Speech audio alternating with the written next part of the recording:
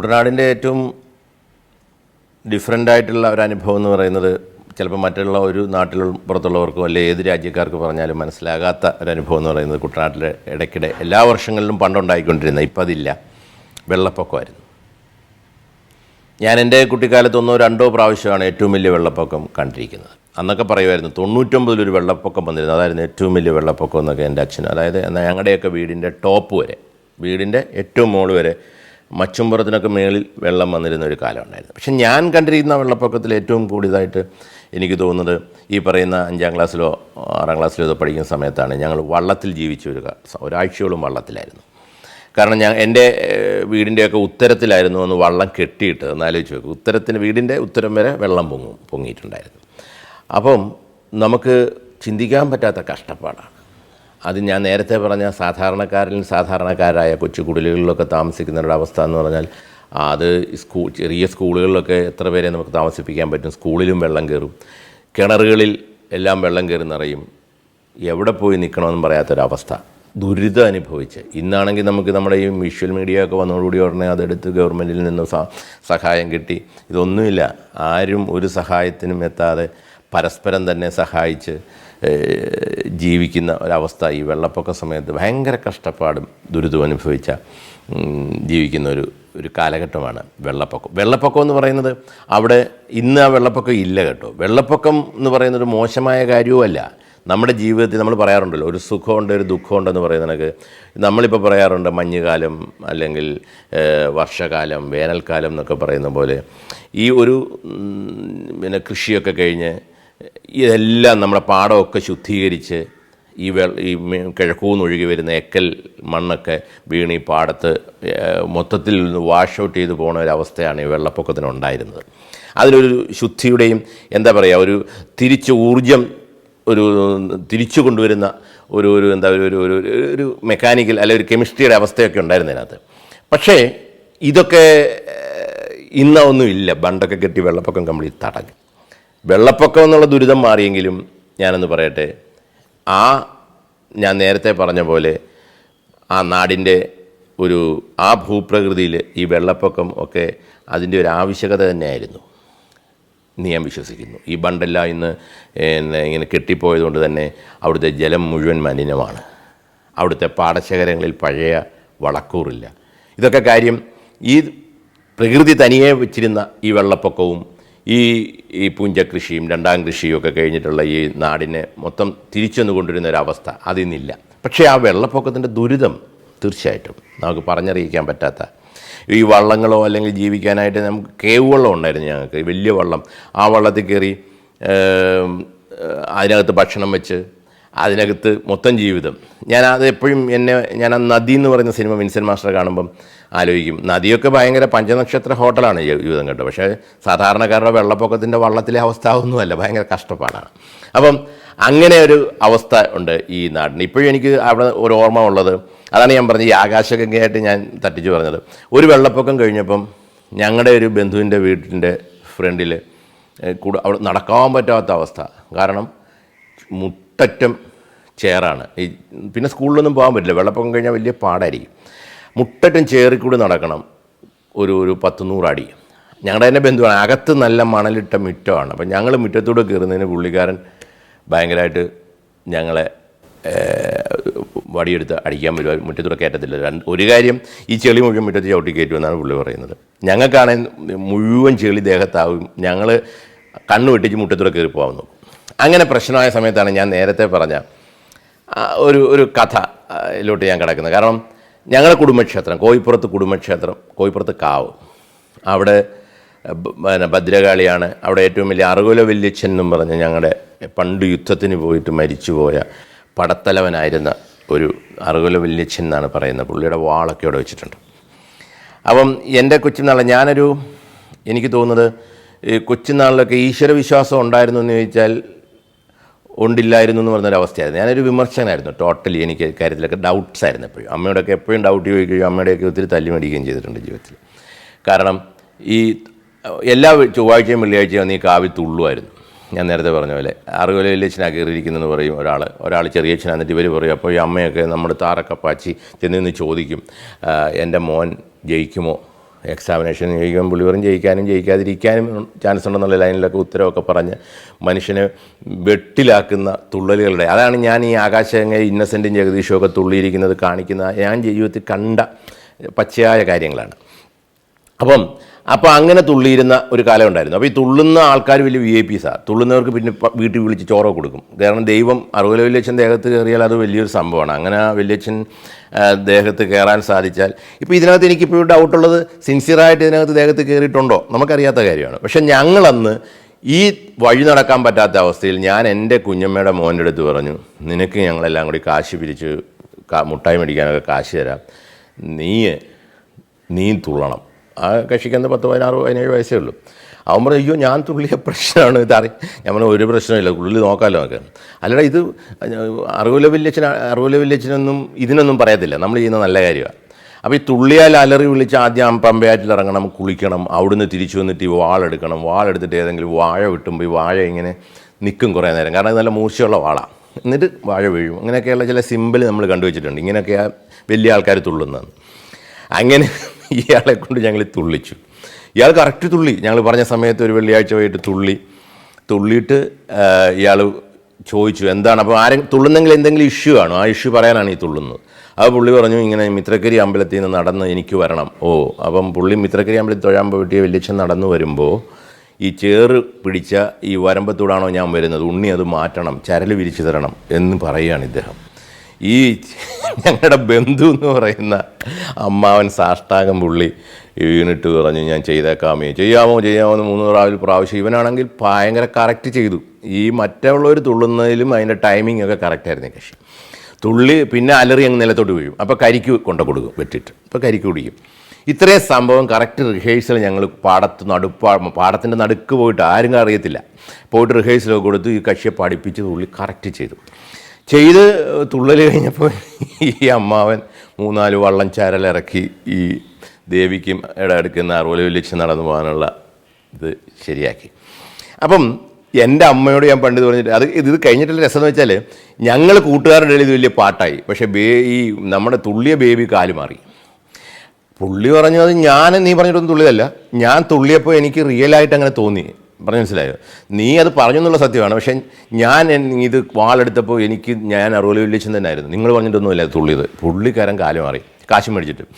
അപ്പം ഇന്നും മനസ്സിൽ ഡൗട്ടാണ്, സത്യമാണോ ഈ തുള്ളിയത്? പിന്നെ ഞങ്ങൾ പറഞ്ഞ പ്രകാരം അറുപല വല്യച്ഛൻ തന്നെ ദേഹത്ത് കയറിയോ? അമ്മയോട് പറഞ്ഞപ്പോൾ അമ്മ പറഞ്ഞു ഭയങ്കരമായിട്ട് പ്രായശ്ചിത്തം ചെയ്യണം, നീ നമ്മുടെ കുലദൈവങ്ങളാണ്, ഈശ്വരൻ, ഞാൻ ഈശ്വര വിശ്വാസിയാണ്. അപ്പം അമ്മയുടെ വാക്കുകൾ എനിക്ക് ഭയങ്കരമായിട്ട് ഫീൽ ചെയ്തു. അങ്ങനെ അമ്മ ഞാൻ പറഞ്ഞല്ലോ എൻ്റെ ഒരു 20ാമത്തെ വയസ്സിൽ അമ്മ മരിക്കുകയാണ്. അമ്മയ്ക്ക് ക്യാൻസർ അസുഖമായിട്ട് അമ്മ മരിക്കുന്നു. അമ്മ മരിച്ചു കഴിഞ്ഞിട്ട് ഈ ആകാശഗംഗ എന്നുള്ള പടം ഞാൻ പ്ലാൻ ചെയ്യുമ്പം ഞാൻ ബെന്നിയോട് പറഞ്ഞു കൊടുത്ത് ഈ കള്ളത്തുള്ളൽ മുഴുവൻ അത് ഭയങ്കരമായിട്ട് ആ സിനിമ വിജയിച്ചു. എൻ്റെ സ്വന്തം പ്രൊഡക്ഷനായിരുന്നു, എൻ്റെ ജീവിതത്തിൻ്റെ ഒരു വലിയ ചേഞ്ചായിരുന്നു. അപ്പോൾ എനിക്ക് അമ്മ പറഞ്ഞു തരുന്ന കഥയായിരുന്നു ഏഴിലമ്പാലയിൽ ഒരു യക്ഷിയുണ്ടെന്നും അവൾ പ്രണയാർദ്രയാണെന്നും അവളുടെ ജീവിതത്തിൻ്റെ അവിടെ എന്താ പറയുക പ്രതികാരമാണ് ത്തിൻ്റെ കഥയൊക്കെ പറഞ്ഞു തരുമായിരുന്നു. അപ്പോൾ അതൊക്കെ എവിടുന്നോ അതൊക്കെ ഉണ്ട് ആ സിനിമയ്ക്കകത്ത്. ആ സിനിമ വിജയിച്ച് എനിക്ക് ഒത്തിരി കാശ് കിട്ടിയതുകൊണ്ട് തന്നെ എൻ്റെ മനസ്സ് പറഞ്ഞു അമ്മ ഇല്ല. അപ്പോൾ അമ്മ പറയുമായിരുന്നു ഒരിക്കലും അധിക്ഷേപിക്കരുത് ഈശ്വരനെ, ഒരു ശക്തിയുണ്ട്, അതിനെ നീ ആരാധിക്കണം, അല്ലാത്ത ഒരു അഹങ്കാരികളാണെന്ന് പറയുമായിരുന്നു. ഞാനൊരിക്കലും അങ്ങനെ അഹങ്കാരം ചിന്തിച്ചിട്ടില്ല, പക്ഷേ സംശയങ്ങളുണ്ടായിരുന്നു ഒത്തിരി. അമ്മയുടെ ആ വാക്ക് വെച്ചിട്ടാണ് ഞാൻ പിന്നെ ഈ വിജയിച്ച 12 ലക്ഷം രൂപ എനിക്ക് 98 ചിലവാക്കിയിട്ട് ഞാൻ ആ ക്ഷേത്രം പണിത് കൊടുത്തു. എൻ്റെ അമ്മയുടെയും അച്ഛൻ്റെയും സ്മരണയ്ക്കായിട്ട് പുതുക്കരിയിൽ അങ്ങനെ ഒരു ക്ഷേത്രമുണ്ട്. അപ്പം അതൊരു കുട്ടനാടൻ ഓർമ്മയിൽ എൻ്റെ ഏറ്റവും തിളങ്ങി നിൽക്കുന്ന ഒരു എപ്പിസോഡാണത്. മനസ്സിൽ പിന്നെ നിൽക്കുന്നത് അവിടുത്തെ ഉത്സവങ്ങളാണ്. മിത്രക്കരി അമ്പലത്തിലെ കാവടിയാട്ടം, അവിടുത്തെ ഗരുഡൻ തൂക്കം, അവിടുത്തെ ഓട്ടം തുള്ളൽ ഒക്കെ ഭയങ്കരമായിട്ട് നമുക്കെന്നും എന്താ പറയുക ഒരു മനസ്സിൽ നിന്ന് മായാതെ നിൽക്കുന്ന കാര്യങ്ങളാണ്. ഈ കാവടിയാട്ടം എന്ന് പറഞ്ഞാൽ എനിക്ക് തോന്നുന്നത് ഈ കാവടിയാട്ടത്തിന് നേരത്തെ പറഞ്ഞ കാവിലെ തുള്ളൽ കണക്ക് തന്നെ ഈ കാവടിയാട്ടത്തിന് തുള്ളുന്നവരുണ്ട്. നമുക്കിന്ന് കാണുന്നതൊന്നുമല്ല. അന്ന് ഭയങ്കര എന്താ പറയുക വള്ളത്തിലാണ് ഞങ്ങൾ 3-4 വള്ളം കെട്ടിയിട്ട് ആറ്റിക്കൂടി ഈ കാവടി നിറച്ച വള്ളം ഇങ്ങനെ ഊന്നി വരികയാണ്. അത് ഗരുഡൻ തൂക്കത്തിനും അതെ, രാത്രി ആണ് ഗരുഡൻ തൂക്കം, കാവടിയാണ് പകലായിരിക്കും. അപ്പോൾ ഈ കാവടിയാട്ടത്തിന് ദൈവം അനുഗ്രഹിക്കുന്നവരൊക്കെ തുള്ളുമെന്ന് പറയുന്നത്. ദൈവം യഥാർത്ഥ ദേവി അനുഗ്രഹിക്കുന്നവരൊക്കെ തുള്ളും, അല്ലാത്തവർ തുള്ളത്തില്ലെന്നാണ്. അതുകൊണ്ട് തന്നെ ഞങ്ങളുടെ കൂട്ടത്തിലുള്ള ഞങ്ങളുടെയൊക്കെ സമപ്രായക്കാരിൽ ദൈവം നമ്മുടെ കൂടാണെന്ന് കാണിക്കാൻ വേണ്ടി തുള്ളുമ്പം പിന്നെ ഈ ചെറിയ ശൂലം കൊണ്ട് നിൽക്കുന്നുണ്ട്, നാരങ്ങയൊക്കെ വെച്ചിട്ട്. അത് ഈ ശൂലം കുത്തുന്ന എക്സ്പേർട്ടായിട്ടുള്ള ആൾക്കാരുണ്ട്, ഈ പിള്ളേർക്ക് കുത്തി കൊടുക്കുന്ന, അവർക്ക് തുള്ളുന്നവരിൽ ആരെന്ന് തോന്നുന്നു അവനെ പിടിച്ച് കുത്തും, മനസ്സിലായോ? അപ്പോൾ അത് വന്നതോടുകൂടി തുള്ളക്കാർ ഭയങ്കരമായിട്ട് കുറഞ്ഞു. കാരണം ശൂലം വന്ന തുള്ളൽ നിന്നു പോകും, തന്നെത്താനെ നിന്നു പോകും. അപ്പം ഇങ്ങനെ തുള്ളിയിട്ട് ഈ ശൂലം കുത്തുന്ന ചേട്ടൻ പതുക്കെ അതുമായിട്ട് മുന്നോട്ട് വരുമ്പോൾ ടക്കെന്ന് തുള്ളൽ നിൽക്കും. അദ്ദേഹം എന്നിട്ട് മാറി നിൽക്കും. അപ്പോൾ എന്നിട്ട് പുള്ളി ഒരാളെ എന്തൊക്കെ പറഞ്ഞാലും ഒരാളെ പിടിച്ചിട്ട് കുത്തും. എന്നിട്ട് മോൻ ഭസ്മമൊക്കെ തെച്ചിട്ട് തുള്ളിക്കോളാൻ പറയും. കരയാൻ പറ്റുമോ? പക്ഷെ ഒരു സത്യം ഉണ്ടായിരുന്നു, അത് വലിയ വേദനയില്ല അത് കുത്തുമ്പോൾ. അത് തന്നെയാണെന്ന് തോന്നുന്നു ഇപ്പം നമ്മൾ കാണുന്ന ഭയങ്കര ശൂലമൊക്കെ കുത്തി റോഡിൽ കൂടെ ഒക്കെ വലിയ കാവടിയും കൊണ്ട് പോകുമ്പോൾ ഞാനൊക്കെ പറയാറുണ്ട്, നമ്മളൊക്കെ 5ാം ക്ലാസ്സിൽ പഠിക്കുമ്പം കുത്തിയിട്ടുള്ളതാണ് എന്ന് പറയാറുണ്ട്. കാരണം ശൂലം കുത്തി തുള്ളിയിട്ടുണ്ട്. അപ്പം അതൊക്കെ ഞാൻ പറഞ്ഞത് ഈശ്വരവിശ്വാസവും നമ്മുടെയൊക്കെ സംസ്കാരവും നമ്മുടെയൊക്കെ ജീവിതവുമായിട്ട് ബന്ധപ്പെട്ടതാണ്. അതിനകത്ത് അവിടെ ഈശ്വരനുണ്ട്, അവിടെ നമ്മുടെ വിശ്വാസമുണ്ട്, അവിടെ നമ്മുടെ കൂട്ടായ്മയുണ്ട്, നമ്മുടെ എന്താ പറയുക, നമ്മുടെ ജീവിതത്തിൻ്റെ സന്തോഷമായ നിമിഷങ്ങളുണ്ട്. നമ്മളത് എൻജോയ് ചെയ്യുന്നതുകൊണ്ടാണല്ലോ നമ്മൾ ചെയ്യുന്നത്. അല്ല ദേവിക്ക് ഇപ്പോൾ ശൂലം കുത്തണമെന്ന് പറയുന്നതുകൊണ്ടൊന്നും ദേവി അങ്ങനെ വരുമെന്ന് നമുക്ക് ഇന്നത്തെ പ്രായത്തില്ല. ഇന്നും എനിക്ക് തോന്നുന്നു കുട്ടനാട്ടിലൊക്കെ അങ്ങനെ ചിന്തിക്കുന്നവരുണ്ടോ എന്ന് എനിക്ക് ഡൗട്ടുണ്ട്. അതുപോലെ തന്നെ ഈ ഗരുഡൻ തൂക്കം ഭയങ്കര കാശ് മുടക്കണം.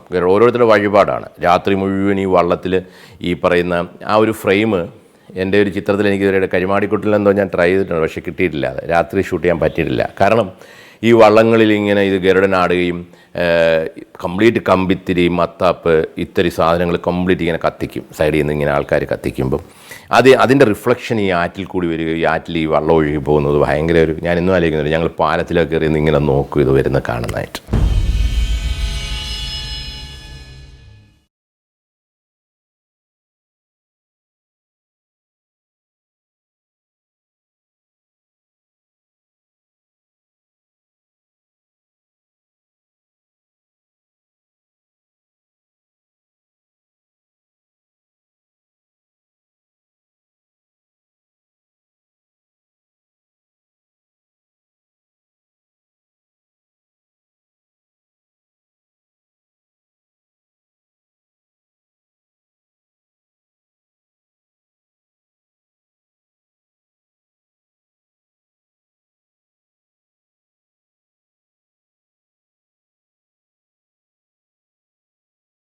എനിക്കിന്ന് ഓർമ്മയുണ്ട്, ഞാൻ സ്കൂളിൽ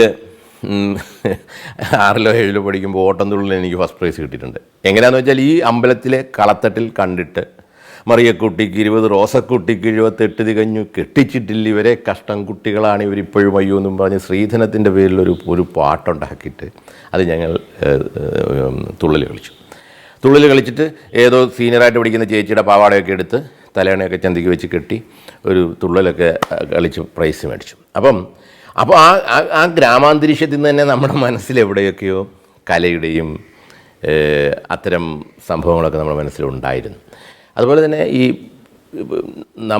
എനിക്ക് തോന്നുന്നത് എൻ്റെ ജീവിതവുമായിട്ട് ബന്ധമുള്ള, എൻ്റെ ജീവിതവുമായിട്ട് അനുഭവമുള്ള കഥാപാത്രങ്ങളോ സിനിമകളോ ഞാൻ ചെയ്തതൊക്കെ വിജയമാണ്. അല്ലാത്ത സിനിമകൾ വിജയം അല്ലെന്നല്ല ആയിട്ടുണ്ടായിരിക്കാം, പക്ഷേ പരാജയപ്പെട്ട സിനിമകളൊന്നും എൻ്റെ ജീവിതവുമായിട്ട് ബന്ധമുള്ള, അല്ലെ ഞാൻ കണ്ട അനുഭവമായിട്ട് ബന്ധമുള്ള സിനിമകളൊന്നും പരാജയമല്ല. ഇപ്പോൾ അന്ധനായ രാമു എനിക്ക് അനുഭവമുള്ള ക്യാരക്ടറാണ്. ഞങ്ങൾ സ്കൂളിൽ പോകുമ്പോൾ, ഞങ്ങൾ ഈ പറയുന്ന മിത്രക്കരി സ്കൂളിലോട്ട് പോകുമ്പം സർപ്പത്താമൂല എന്ന് പറയുന്ന ഞങ്ങളുടെ അസോസിയേറ്റിയൊക്കെ നിൽക്കുന്ന ഒരു ജംഗ്ഷനുണ്ട്. അവിടെ തോണിയാണ്, തോണി കയറിയിട്ടാണ്, തോണി കയറ് കെട്ടിയിട്ട് വലിക്കുകയാണ്. 5-6 പേര് 6-7 പേർക്ക് കയറാം. തടി കൊണ്ടുള്ള ഒരു സ്ക്വയറിലുള്ള സംഭവമാണ്. എന്നിട്ട് ആ കയറ് വലിച്ച് അക്കരെ ചെന്നിട്ടാണ് ഇറങ്ങി സ്കൂളിലോട്ട് പോണത്. അപ്പം ഈ തോണിയിൽ കയറി അക്കരെ ചെല്ലുമ്പം സ്ഥിരമായിട്ട് ഞങ്ങൾ കാണുന്ന ആളാണ് നമ്മൾ ആ കളത്തട്ടിലിരുന്ന്, ആ ആൽത്തറയിലിരുന്ന്, കളത്തട്ടല്ല, ഒരു കല്ല് മാത്രം, വലിയൊരു കല്ല് മാത്രമുള്ള ഒരു ആൽത്തറയിലിരുന്ന് പാടുന്ന ഒരു രാമു, ഒരു അന്ധനായ മനുഷ്യൻ. അപ്പം രാമുവിനെ പിക്ചറൈസ് ചെയ്തപ്പം ആ പറയുന്ന നമ്മളൊക്കെ ചെന്നിട്ട് അയാൾ ഇരുന്ന് കണ്ണുപൊട്ടണമെന്നുള്ള രീതിയിൽ അയാൾക്ക് മുട്ടായിയൊക്കെ കൊണ്ട് കൊടുത്ത് സ്നേഹം കൂടിയിട്ട് അയാളറിയാതെ ഒരു 5 വയസ്സ് തൊട്ട് ഇങ്ങനെ ഈ തോർത്തി കൂടി ഇങ്ങനെ കൈകൊണ്ട് മാറ്റുമ്പം ആരാണ് അവിടെ നിന്ന് പൈസ എടുക്കുന്നതെന്ന് ചോദിക്കുന്നത് കേട്ട് ഞങ്ങൾ ഞെട്ടുന്നത്, അതായിരുന്നു ആ സിനിമയ്ക്കകത്ത് നമ്മൾ ഉപയോഗിച്ചത്. അപ്പം നമുക്ക് എവിടെയെങ്കിലും അനുഭവങ്ങളുള്ള, നമ്മുടെ ജീവിതത്തിൽ എവിടെയെങ്കിലും കണ്ട് മറന്ന, അല്ലെ നമ്മുടെ ഓർമ്മകളിലല്ലേ എവിടെയെങ്കിലും നിൽക്കുന്ന ക്യാരക്ടേഴ്സിനെ നമ്മൾ ഉണ്ടാക്കിയാൽ തീർച്ചയായിട്ടും അതിന് 101% നിൽക്കും. ഏതോ ഒരു സ്കൂൾ വിട്ടു വരുന്ന സമയത്ത് മരിച്ച് പുഴയിൽ വീണ് മരിച്ചു പോയ ഒരു അന്ധൻ്റെ ഓർമ്മയും അയാൾ തന്ന സ്നേഹവും അയാളുടെ ജീവിതവും ഒക്കെ വാസന്തിയിൽ ലക്ഷ്മിയും പിന്നെ ഞാനും എന്ന ചിത്രത്തിലെ രാമുവിലോട്ട് പകർത്തുമ്പോൾ അത്തരം കഥകളൊക്കെ ധാരാളം പേര് അവിടെ ഇവിടെയൊക്കെ പറഞ്ഞിട്ടുണ്ടെങ്കിൽ കൂടി നമ്മുടെ മനസ്സിൽ തട്ടുന്ന ചില മുഹൂർത്തങ്ങൾ നമുക്കതിനകത്തോട്ട് ഇംപ്ലിമെൻറ്റ് ചെയ്യുമ്പോൾ നമുക്കുണ്ടാകുന്ന ഒരു സുഖമുണ്ടല്ലോ. ഒത്തിരി അന്ധന്മാരുടെ കഥകൾ പലർക്കും പറയാം, പക്ഷേ നമ്മുടെ അനുഭവമുള്ള ഒരു അന്ധൻ്റെ കഥ നമ്മൾ സിനിമയാക്കുമ്പോൾ നമുക്കതിനകത്ത് ഒത്തിരി സത്യസന്ധമായ കാര്യങ്ങൾ, ഫ്രെയിമുകൾ ഉണ്ടാക്കാൻ പറ്റും. അതുതന്നെയായിരുന്നു ഈ പറയുന്ന കരിമാടിക്കുട്ടൻ ഞാൻ പറഞ്ഞ പോലെ ഞാൻ കണ്ട ചെറുമൻ. എന്തു കൊടുത്താലും, അടി കൊടുത്താലും, വഴക്ക് പറഞ്ഞാലും, ഭക്ഷണം കൊടുത്താലും, കാശ് കൊടുത്താലും ഒക്കെ ചിരി മാത്രം നൽകുന്ന ചെറുമൻ. ഒരിക്കലും കയർക്കാത്ത അല്ലെങ്കിൽ നമ്മളോട് ദേഷ്യപ്പെടാത്ത ചെറുമൻ. അങ്ങനൊരു ചെറുമനെ എനിക്കറിയാമായിരുന്നു. അതായിരുന്നു കരിമാടിക്കുട്ടനിലോട്ട്. കരിമാടി എന്ന് പറഞ്ഞാൽ ഞങ്ങളുടെ അടുത്തുള്ള സ്ഥലം തന്നെയാണ്. കരിമാടിക്കുട്ടനിൽ കലാഭവമണി ചെയ്ത ആ ക്യാരക്ടർ ഞങ്ങളുടെയൊക്കെ വീട്ടിൽ വിറക് വെട്ടാനോ വെള്ളം കോരാനോ പശുവിനെ കുളിപ്പിക്കാനോ ഒക്കെ വന്നിരുന്ന ഭക്ഷണം മാത്രമായിരുന്നു. പക്ഷേ അവൻ്റെ ഉള്ളിൽ നൊമ്പരമുണ്ടായിരുന്നു, അവൻ്റെ ഉള്ളിലൊരു ജീവിതമുണ്ടായിരുന്നു, അവൻ്റെ മനസ്സിൽ നന്മയുണ്ടായിരുന്നു. നമ്മളെ വിദ്യാഭ്യാസവും ഭയങ്കര സ്റ്റൈലിഷായിട്ട് നടക്കുന്ന നമ്മളെക്കാട്ടിലും വലിയ ഹീറോയിസം ഉണ്ടായിരുന്നു അവൻ്റെ മനസ്സിൽ. അതാരും കാണാനോ പുറത്തെടുക്കാനോ ആരും തയ്യാറായില്ല. അതുകൊണ്ട് അവൻ അങ്ങനെ കരിമാടിക്കുട്ടനായിട്ട് ജീവിച്ചു മരിച്ചു. അങ്ങനെ ഉള്ള ആ ഒരു ജീവിതത്തിൽ നമ്മളവിടെ കണ്ടുമറന്ന ഒരു ചെറുമനായതുകൊണ്ടാണ് ആ കരിമാടിക്കുട്ടൻ അത്രയും ലൈഫ് കിട്ടിയെന്നാണ് എൻ്റെ വിചാരം. അതുപോലെ തന്നെ മാളച്ചേട്ടൻ അതിനകത്ത് ചെയ്ത പിന്നെ ക്യാരക്ടറിൻ്റെ പേര് ഞാനിപ്പോൾ മറന്നുപോയി. ഒരു മൂത്ത പുലയനായിട്ടാണ് ഞാനൊരു പാട്ടുകാരനായ മൂത്ത പുലയൻ. നമ്മുടെ സഹ്യസാനു ശ്രുതി ചേർത്ത് വെച്ച മണി വീണയാണ് എൻ്റെ കേരളമെന്ന് പാടിക്കൊണ്ട് ആറ്റിൽ കൂടി തുഴഞ്ഞു പോണ ആ മാളച്ചേട്ടൻ്റെ ക്യാരക്ടർ, ആ ക്യാരക്ടറും ഞാൻ കണ്ടിട്ടുള്ള, കാരണം പ്രായമുള്ള വളരെ ഗിഞ്ചറയൊക്കെ കൊട്ടി പാടുന്ന, വളരെ റിഥമെറ്റിക്കായിട്ട് പാടുകയും കൊട്ടുകയൊക്കെ ചെയ്യുന്ന കലാകാരന്മാർ ധാരാളമുണ്ടായിരുന്നു അവിടെ. പ്രത്യേകിച്ച് ഈ പറയ സമുദായത്തിൽപ്പെട്ടവർ എൻ്റെ മനസ്സിലിപ്പോഴും ചെണ്ടക്കാരെന്ന് കേൾക്കുമ്പോൾ എൻ്റെ മനസ്സിലിപ്പോഴും കരുണാകരൻ എന്നൊക്കെ പറഞ്ഞ പറയ സമുദായത്തിൽപ്പെട്ട കലാകാരന്മാരാണ്.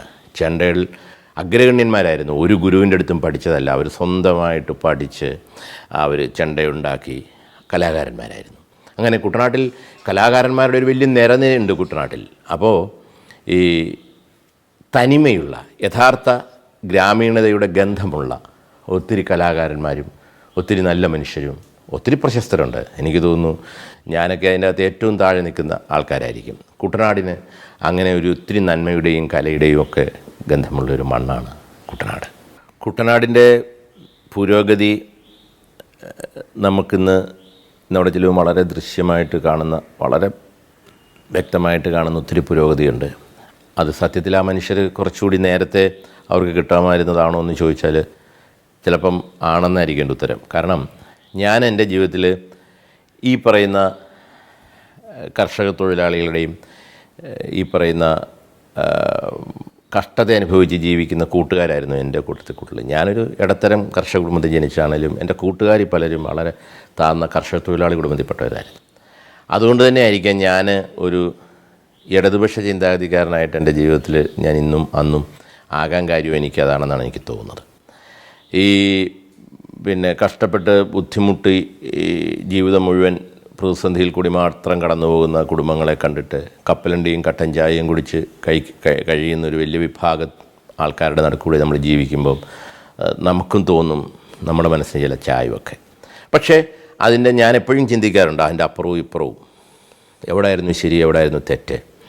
ഈ പറയുന്ന വലിയ വിപ്ലവകരമായിട്ടുള്ള മാറ്റങ്ങളും കമ്മ്യൂണിസ്റ്റ് പാർട്ടിയുടെ വലിയ ജൈത്രയാത്രയൊക്കെ അവിടെ ഉണ്ടായതിനകത്ത് എവിടെയെങ്കിലും കുഴപ്പമുണ്ടായിട്ടുണ്ടോ എന്ന് ചോദിച്ചാൽ കുഴപ്പമുണ്ടായതുകൊണ്ട്. കാരണം ഞാൻ അതിനുശേഷം അമ്പലപ്പുഴയിൽ വന്ന് താമസിച്ചു.